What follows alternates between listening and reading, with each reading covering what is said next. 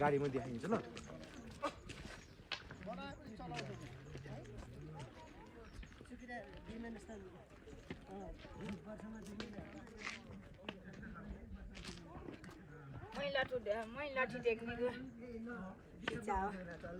होइन यहाँ फेरि मान्छेले पनि त अलिक त्यहाँ चढ्यो भने के समस्याहरू पनि उत्पन्न हुन्छ।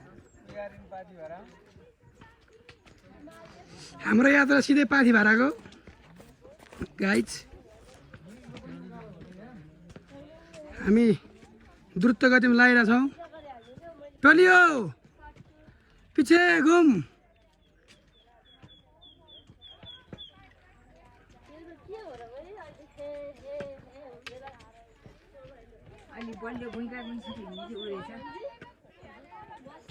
मलाई आमालाई कुर्दै कुर्दै आएर ढिलो भयो नत्र म अघि नै अगाडि पुग्थेँ।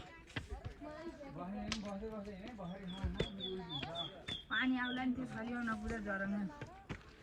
आउँदैन आमा हिउँ पर्छ अब टेन्सन नगर।